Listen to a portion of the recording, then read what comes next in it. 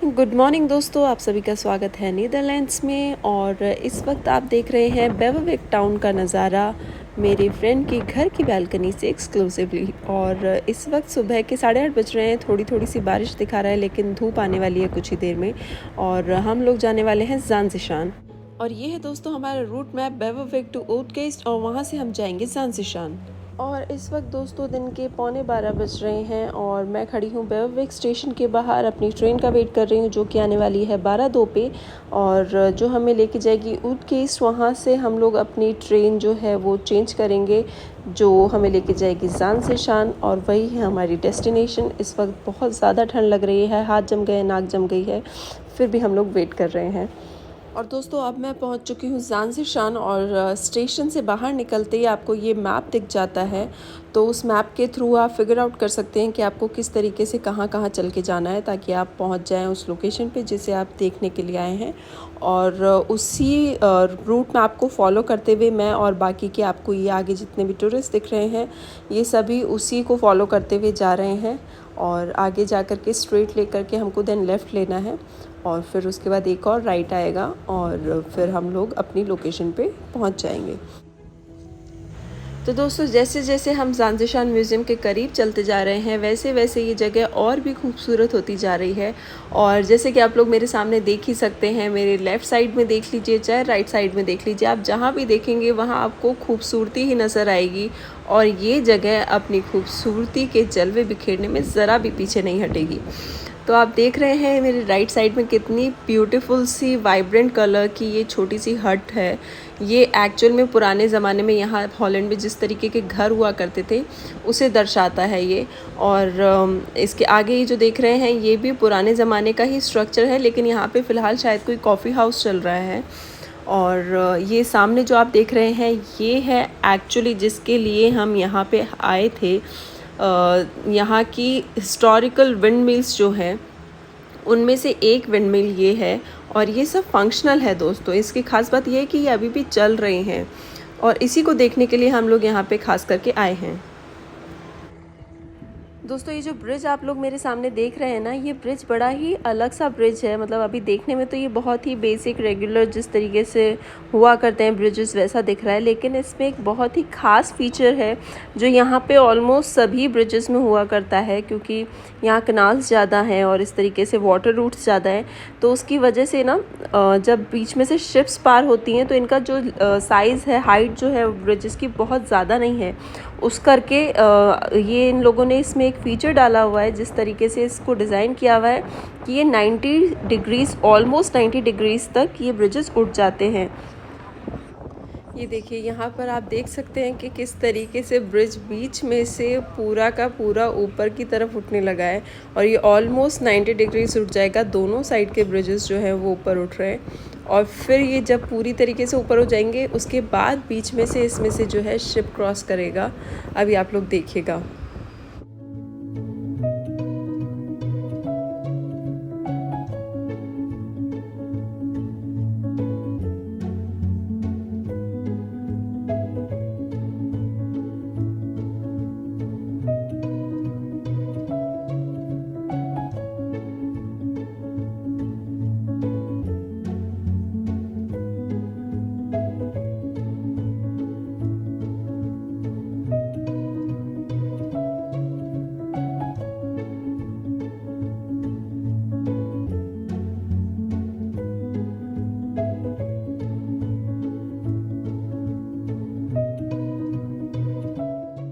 तो दोस्तों फाइनली अब मैं पहुंच चुकी हूँ ज़ांज़िशान ओपन एयर म्यूज़ियम में, और यहाँ पे हवा इतनी ज़ोरों से चल रही है कि मेरे बाल बिल्कुल भी मैनेज नहीं हो रहे हैं। तो सबसे पहले मैं अपने बालों को संभालती हूँ, फिर उसके बाद मिलते हैं। तो दोस्तों ये जो आप जगह देख रहे हैं ये है ज़ांज़िशान ओपन एयर म्यूज़ियम। और इस जगह के बारे में मैं आपको सबसे एक ख़ास बात बता दूं कि आगे आप जो भी इस जगह में देखने वाले हैं और जितने भी आपको ये घर दिखाई दे रहे हैं इन सब के बारे में एक ख़ास बात ये है कि इनमें से मोस्टली जो घर हैं, ये सबसे पहले तो कि ये पुराने ज़माने में जो हॉलैंड में जिस तरीके के घर हुआ करते थे उन्हीं घरों को जो है यहाँ पे दर्शाया गया है। और दूसरी बात ये है कि इसमें मोस्टली जो घर हैं जितने भी वुडन हाउसेस हैं उनको रीलोकेट किया गया है। मतलब ये यहाँ पे थे नहीं, इनको उठा करके ला करके यहाँ पे रीलोकेट किया गया है ताकि ये प्रॉपर एक छोटा सा गांव जैसा ये बसा करके एक पॉपुलर टूरिस्ट डेस्टिनेशन बना सकें। और आज की तारीख में ये one of the most famous international tourist destinations में से ये एक है, जहाँ पे हर साल मिलियंस ऑफ विजिटर्स आते हैं इस जगह को विज़िट करने के लिए। सो बेसिकली आप यहाँ पे ये जितने भी वुडन हाउसेस देख रहे हैं दोस्तों, ये कभी भी यहाँ पे हमेशा से नहीं थे। इन्हें यहाँ पे रीलोकेट किया गया है लो बर्ड ट्रेलर्स के द्वारा। इनको जो है इनकी ओरिजिनल जो जगह थी, यानी कि आप ये मान लीजिए कि पूरे नीदरलैंड्स के हर एक रीजन से इनको अलग अलग जगहों से, चाहे नॉर्थ ऑफ एम्स्टर्डम हो चाहे और भी जगह हो, वहाँ से सभी से इन लोगों को उठा करके और लाया गया और यहाँ पे ला करके इन्हें रीलोकेट किया गया और इस जगह को डेवलप किया गया। और ये जो लाने का रीलोकेशन का जो काम था वो चला था 1961 से लेकर के 1974 के दौरान, जहाँ पे जितनी पुरानी बिल्डिंग्स थी उनको ला करके यहाँ पे रखा गया और उसके बाद इस जगह को डेवलप किया गया। और मैं ये कहूँगी कि बहुत ही खूबसूरती से और बखूबी से इस जगह को डेवलप किया गया है दोस्तों। जैसे कि आप ये देख रहे हैं कि हर जगह पे यहाँ पे छोटी छोटी दूरी में, अगर आप नॉर्मली अगर हम बात करें तो जैसे आप ये मान लीजिए कि हर एक गली में एक नहर जैसी निकाल करके बनाई गई है, जो कि ये भी दर्शाता है कि आप अगर देखेंगे तो हर जगह नीदरलैंड्स में या आप एम्स्टर्डम में भी जाएंगे तो वहाँ पे भी इस तरीके की कनाल्स बनी हुई हैं। उन्हीं चीज़ों को यहाँ पे दर्शाने की कोशिश की गई है। और इसी के साथ साथ ना यहाँ पे बहुत सारी चीज़ें करने को और देखने को भी हैं। बहुत सारे म्यूज़ियम्स हैं और एग्ज़िबिट्स हैं। जैसे कि आप ये मेरे सामने देख रहे हैं, ये जो है ये एक वुडन क्लॉक वर्कशॉप है छोटी सी, जहाँ पे आप देख सकते हैं कि बेसिकली जो पुरानी डच लाइफ थी वहाँ पे हॉलैंड में ठंड की वजह से लोग जो है वो वुडन क्लॉक्स पहना करते थे। और इस एग्ज़िबिशन के अंदर या आप मान लीजिए कि इस वर्कशॉप के अंदर यहाँ पे आपको लाइव डेमोन्स्ट्रेशन मिलता है कि ये किस तरीके से उस टाइम में वुडन क्लॉक्स बनाया करते थे और पहना करते थे। और इसी के साथ साथ आपको यहाँ पे अंदर ना आपके शू साइज़ का भी वुडन क्लॉक्स देखने को मिल जाएंगे और आप चाहें तो यहाँ से ख़रीद भी सकते हैं। और इसके अलावा बहुत सारी जो है सोवेनिर्स आपको यहाँ पे देखने को मिलेंगे। तो चलिए चलते हैं इस शू वर्कशॉप के अंदर और देखते हैं कि किस तरीके से ये लोग जो है वुडन क्लॉक्स बनाया करते थे। आइए चलें।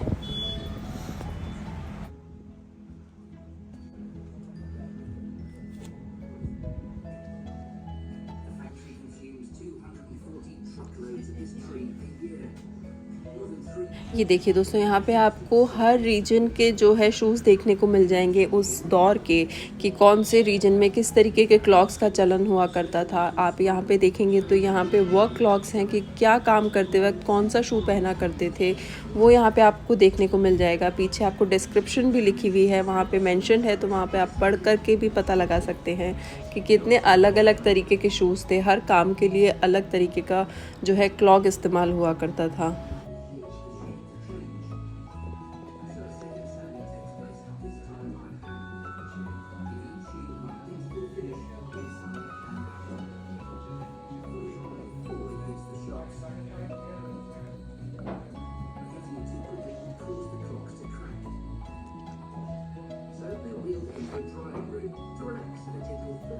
और यहाँ पे देखिए दोस्तों, ये सबसे खूबसूरत जूतों में से एक थे यहाँ पे, जिनके अंदर कार्विंग हुई हुई थी।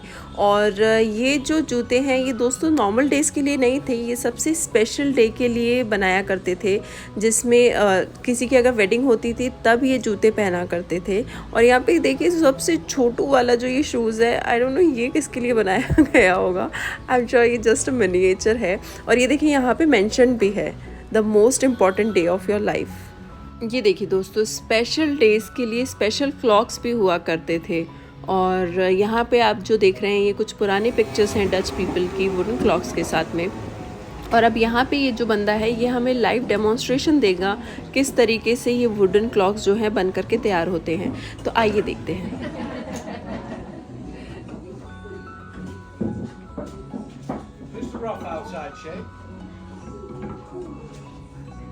For the inside, I use a different machine. This is a spoon drill, and the drill is also directed by a model. This one.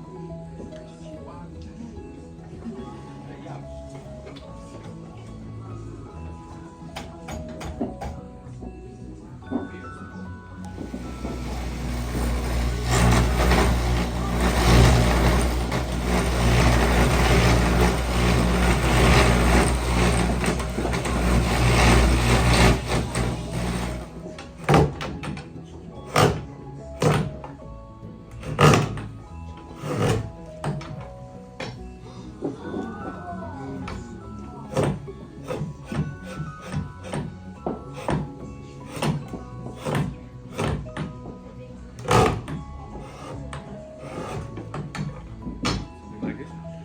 half of the weight is water. I'll try to show you. Shinshan.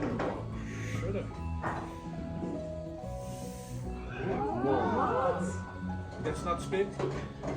It's water from the tree. So we let it dry slowly 3 to 4 weeks and then polish it on the sand. Wel, van bouwstukken zijn koudkant aan. It's again, Moshi. It's just very nice. Results you would shoot for a child of 4 years old. Looks big. It's some cow. The shoes are bigger than normal shoes. They are officially approved safety shoe, very strong holds, 750 kilograms. Drop a rock on your foot and your foot is safe if the rock is not too big. They're warm in the winter and once they're dry, waterproof. Best way to wear them with thick woolen socks for cushioning and comfort. And necessary is 1 finger space. If they're too tight, you get blisters, then they hurt. So you need finger space. और ये है यहाँ का star शू जो कि पूरा hero से जड़ा हुआ है। हालांकि असली हीरे नहीं है, लेकिन इसे इस तरीके से सजा के रखा हुआ है कि देख करके लग रहा है कि अभी यहाँ पे एक बहुत बड़ी डकैती होने वाली है और धूम का अगला सीक्वल जो है वो इसी शू के ऊपर बनने वाला है।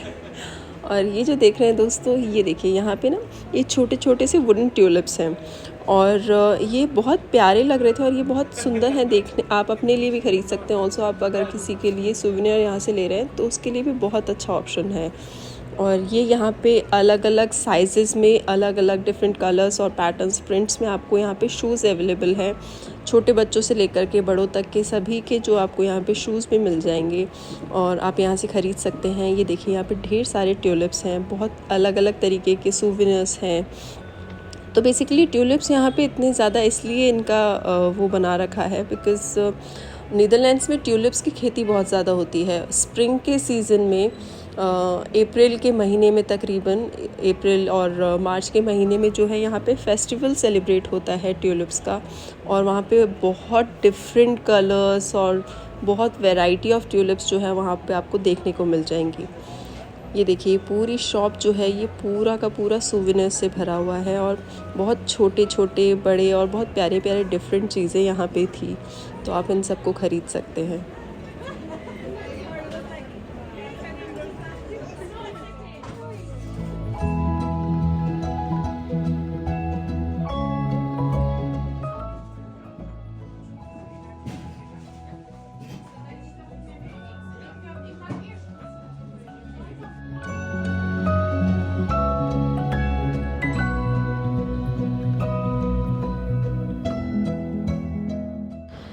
ये देखिए दोस्तों, यहाँ पे ये एक शॉप ऐसा भी था जहाँ पे ये लोग ज्वेलरी भी जो है वो मैन्युफैक्चरिंग की वहीं पे थी, वो मतलब इनका जो वर्कशॉप था वहीं था और वहीं पे ये लोग उसको सेल आउट कर रहे थे। हालांकि थोड़ी सी एक्सपेंसिव थी लेकिन बहुत ब्यूटीफुल ज्वेलरी ये लोग बना करके दे रहे थे। और ये यहाँ की लोकल ब्लू पॉटरी है जो बहुत ही खूबसूरत थी बट ओवर एक्सपेंसिव थी। और ये ढेर सारी सुवेनियर्स की शॉप थी जहाँ पे आप छोटे छोटे से ये मिनिएचर्स देख सकते हैं, शिप्स देख सकते हैं। ये जो है ये यहाँ की होली काउस, बहुत प्यारी प्यारी सी चीज़ें थी दोस्तों। मन कर रहा था कि आप सारी ख़रीद लो बट ऑफ कोर्स आप सारी नहीं ख़रीद सकते हो। यहाँ पे देखिए दोस्तों, ये छोटी छोटी सी क्यूट सी डक्स कितने मज़े से यहाँ पे धूप सेक रही हैं। जैसा कि मैंने आपको बताया कि पिछले कुछ दिनों से यहाँ धूप नहीं निकली थी, आज निकली है। तो इस सुनहरे मौके को ये भी अपने हाथ से नहीं जाने देना चाहती हैं और यहाँ पे आराम से बैठ कर के धूप में मज़े कर रही हैं। यहाँ इनको कुछ खिलाना अलाउड नहीं था, बस आप यहाँ से सामने से शॉप से लेकर के ब्रेड्स इनको खिला सकते हैं, अदरवाइज़ आप इनको कुछ खुद से नहीं खिला सकते हैं। और ये यहाँ का एकमात्र कैफ़े और इसी के अंदर ज़ांस म्यूज़ियम भी है, तो आप यहाँ पे कैफ़े में बैठ कर के थोड़ा सा अपनी फैमिली के साथ में अगर कुछ खाना चाहें, चिल करना चाहें, रेस्ट करना चाहें तो कर सकते हैं। और इसी के साथ साथ यहाँ पे म्यूज़ियम भी है, वहाँ पे भी आप जा कर के अंदर एग्ज़िबिशन देख सकते हैं। और ज़रा इस जगह की सीनिक ब्यूटी को देखिए दोस्तों, मतलब इतनी खूबसूरत जगह है ये। और मतलब मुझे तो ऐसा लग रहा था कि मैं शायद धरती पे तो हूँ ही नहीं, ये कोई और ही प्लैनेट है या लिटरली स्वर्ग ही देख लिया मैंने, बिकॉज़ इतना खूबसूरत लग रहा था। इतनी ठंड थी वहाँ पे और उसके ऊपर से ये सुनहरी सी धूप, ये हरियाली जिसमें हवा से लहराती हुई छोटी छोटी सी घास, बहुत ही प्यारा लग रहा था। बहुत खूबसूरत जगह है ये वाकई में।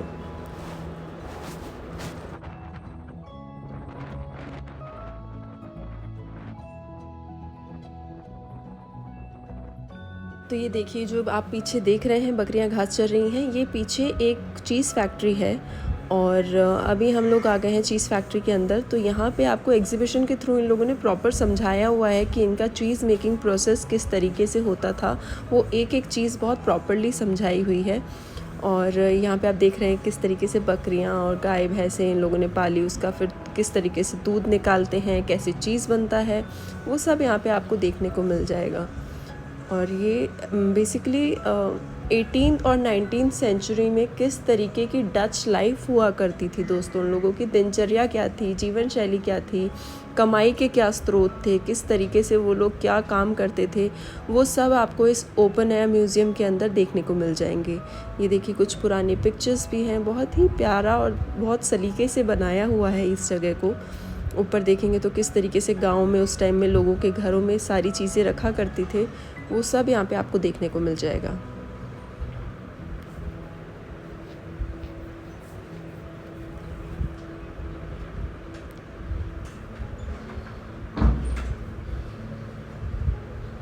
ये देखिए किस तरीके से चीज़ को स्टोर किया जाता है। और अंदर ही आपको एक शॉप भी मिलेगा जहाँ पे यहीं का लोकल चीज़ बना हुआ आपको दिख जाएगा। आप वहीं पे सैम्पल्स रहते हैं, आप वहाँ पे टेस्ट कर सकते हैं और आपको जो भी तरीके का चीज़ पसंद है, अलग अलग हर्ब्स के साथ होता है, अलग अलग वैरायटीज़ होती हैं, उनके फ्लेवर्स अलग अलग होते हैं, तो वहाँ पे आपको बहुत बड़ी रेंज देखने को मिलती है। आप वहीं पे टेस्ट कर सकते हैं और अगर आपको पसंद आता है तो आप वहाँ पे ख़रीद भी सकते हैं इनको। और अब हम लोग देखने आ गए हैं दोस्तों यहाँ की फ़ेमस हिस्टोरिक विंड मिल्स। और इन विंड मिल्स की ख़ास बात ये है दोस्तों कि इनमें से कुछ जो है वो आज भी ऑपरेशनल है, मतलब आज भी इनके अंदर काम होता है। और कुछ के अंदर जो है वो जो स्पाइसेस होते हैं उनके ग्राइंडिंग के काम में आती है, कुछ में ऑयल मेकिंग होती है, कुछ में वुडन सॉइंग होती है। तो बहुत सारे काम जो है इन विंड मिल्स के द्वारा होते हैं यहाँ पे। और ये यहाँ से पूरा जो व्यू है देखने को मिलेगा। आप आगे तक जाएंगे तो आप इन विंड मिल्स के ऊपर भी जा सकते हैं। कुछ के अंदर जो है वो टिकट्स है 2 यूरो 5 यूरो तक के शायद। और कुछ जो है जो उसके अंदर चॉकलेट फैक्ट्रीज़ भी हैं, वहाँ पे आप जा कर के देख सकते हैं किस तरीके से हॉट चॉकलेट बनता है, चॉकलेट किस तरीके से बन रही है। तो आप यहाँ पे बहुत सारी चीज़ें हैं जो देखने को हैं और आपको करने को हैं। आप जा कर के ज़रूर जाइए और देख कर के आइए। यहाँ की scenic beauty of course must watch है। और उसके बाद हम लोग आ गए थे जैंडम इसके पास का ही एक और शहर है। बेसिकली जैंडम में ये सिर्फ एक जैंडम स्ट्रीट है जो बहुत ज़्यादा फेमस है, बिकॉज़ ये एक फेरी टेल जैसा आपको फील देगा। ये जो स्ट्रीट है ये पूरी की पूरी उसी थीम पर बनी हुई है। और ये यहाँ का मेट्रो स्टेशन है और उसी के बाहर निकलते ही आपको जो है ट्रेन भी यहीं से डायरेक्ट आती है। और उसके बाद आप ऊपर से चढ़ कर के स्टेयर्स पकड़ कर के ऊपर आप आ सकते हैं और वहाँ पे आपको ये पूरी स्ट्रीट देखने को मिल जाएगी, जहाँ पे आप बहुत सारे पिक्चर्स खिंचवा सकते हैं। बच्चों को बहुत मज़ा आएगा। अगर आप फैमिली के साथ आ रहे हैं तो बच्चों को ज़रूर इस स्ट्रीट पर लेकर के आएँ। और आप देख सकते हैं कितनी प्यारी सी फेरी टेल जगह है, ये बहुत प्यारी सी जगह है जैसे आप देख सकते हैं। और इसके बाद आगे अगर आप जाएंगे तो आगे तक ये नहीं है, बस ये इतना ही एरिया है जो इस तरीके से बना हुआ है। और प्रॉपर एक शॉपिंग मॉल जैसा है। यहाँ पे आपको बहुत सारे कैफ़ेज़ भी मिल जाएंगे, शॉपिंग करने के लिए बहुत जगह है। नीचे मैकडी है जहाँ पे अभी हम लोग जाने वाले हैं। ये जो सामने आप देख रहे हैं ये होटल्स हैं, तो यहाँ पे आप स्टे भी कर सकते हैं।